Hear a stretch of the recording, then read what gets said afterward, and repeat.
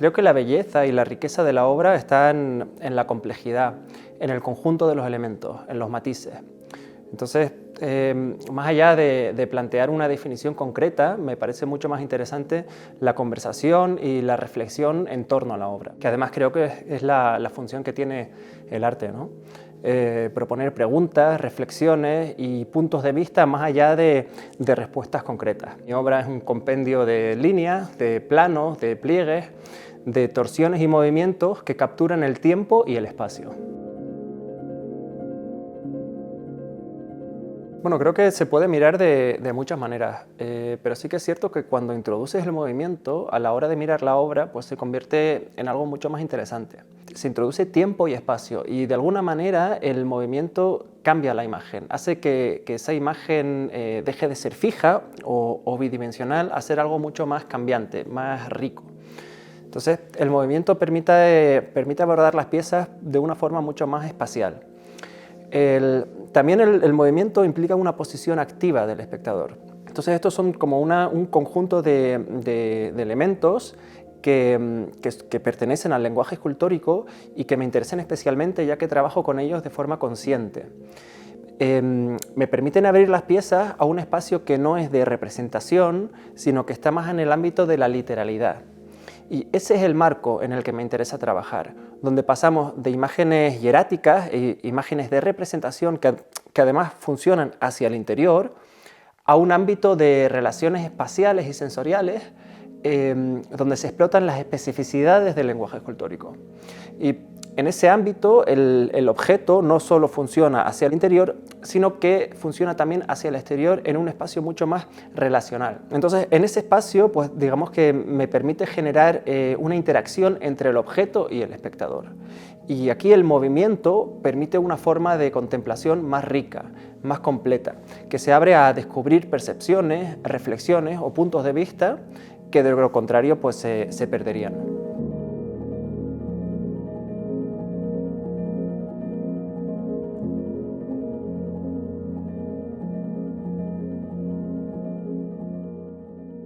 Normalmente, cuando me enfrento a un nuevo trabajo, parto de una idea, a veces un boceto, que suele ser un tanto abstracta.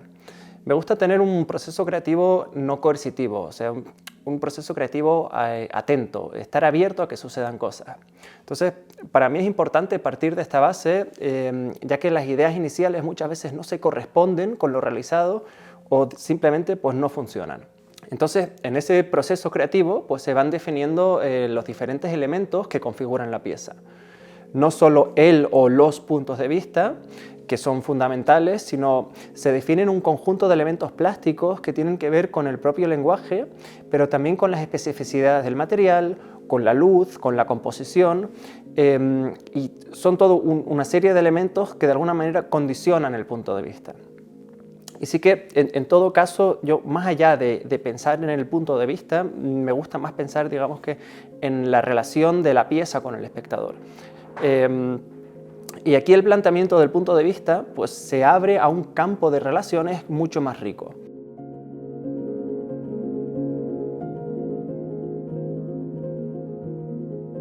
En mi caso, el vacío pues, tiene un componente obvio de dar forma al volumen, que podríamos decir es un planteamiento un tanto clásico. Pero a la vez el vacío me permite trabajar en un campo de relaciones. Entonces, esta parte me parece mucho más enriquecedora, interesante, ya que el objeto deja de ser un ente autónomo para situarse en un campo de relaciones donde coexiste con el espectador y su entorno. Es precisamente el ámbito donde a mí me interesa trabajar.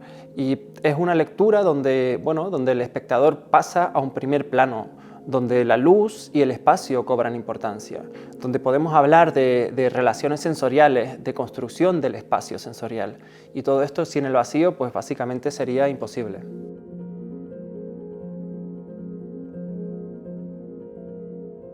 En mi caso, yo trato de interpelar al espectador para generar un acercamiento más emocional o más desde los sentidos, ¿no? Y en mis últimos proyectos pues estoy usando la luz y el movimiento como formas de interpelación o formas de interacción.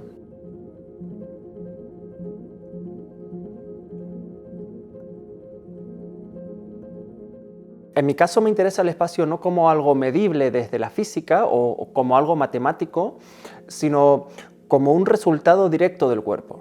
A mí me gusta pensar en el espacio en estos términos, ya que de esta manera el punto de vista importa y nuestras acciones también importan, ya que de lo contrario pues seríamos una mera coordenada en un espacio infinito, ¿no?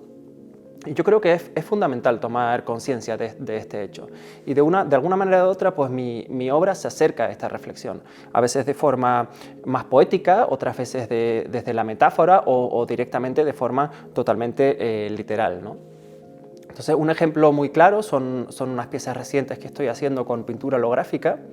Y esta es una pintura que descompone la luz en el espectro visible, haciendo que el color de la pieza se transforme directamente a partir del punto de vista y el movimiento del espectador.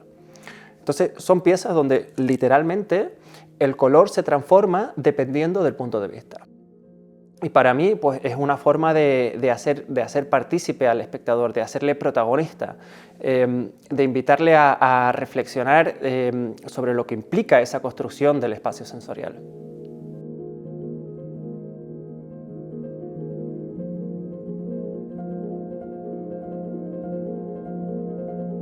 La palabra quebrado nos lleva a algo roto o débil. Entonces, en mi caso me interesa mucho más pensar en lo fractal como una metodología de trabajo, como un sistema constructivo que responde a su propia lógica. Me permite crear formas complejas desde elementos muy sencillos. Entonces, yo para ello muchas veces utilizo el simplex 2D, que es un triángulo, o el simplex 3D, que es un tetraedro, ya que me responde muy bien a este planteamiento. El simplex es un elemento geométrico mínimo. Por ejemplo, el tetraedro es el elemento mínimo para construir un volumen, ya que si eliminamos cualquiera de sus puntos, perdemos la tridimensionalidad. Lo mismo sucede con el triángulo. Si eliminamos cualquiera de sus puntos, pues perdemos el plano. Entonces, yo utilizo estos elementos mínimos para construir lenguajes plásticos. A mí me permite abarcar la complejidad desde elementos muy simples. O dicho de otra manera, me permite que convivan lo simple y lo complejo a la vez.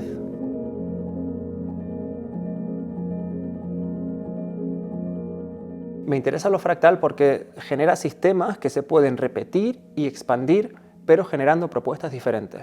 Entonces, en la naturaleza podemos encontrar muy buenos ejemplos, ¿no? Por ejemplo, una hoja tiene un sistema geométrico que se repite y se expande dentro de la lógica y la funcionalidad de la propia hoja. Es decir, cada hoja es única, pero mantiene un mismo sistema que responde a su propia lógica. Ahora bien, yo creo que la geometría pues, tiene que estar al servicio de los sentidos, al servicio del espectador, ¿no? Y por eso no me interesan los números, porque son fríos, racionales e impredecibles. Y el arte es otra cosa, el arte es impredecible. Por tanto, el reto de todo esto es hacer que las piezas funcionen. Es decir, pasar de una chapa anodina a un objeto interesante capaz de interpelar al espectador. Es difícil saberlo. Yo salí de la carrera haciendo figuración y he terminado haciendo repeticiones geométricas. Y aunque sean dos cosas que nada tienen que ver la una con la otra, existe un hilo conductor. O sea, hay un camino para pasar desde la figuración hasta la geometría. Este cambio tiene que ver con la progresiva incorporación de nuevos elementos de interés que me han llevado a trabajar el cuerpo desde la representación, a interpelar el cuerpo del espectador con la geometría fractal. El cuerpo o el espectador pues no deja de ser la medida del mundo, ¿no? Al igual que lo es en mi obra, ya que es lo único que de alguna manera puede dar sentido a una propuesta. Entonces, cuando introducimos la dimensión del cuerpo, automáticamente se generan unos límites naturales y sensoriales en la obra. Y para mí esto es una referencia fundamental y constante para no perderme en un mar infinito de repeticiones fractales.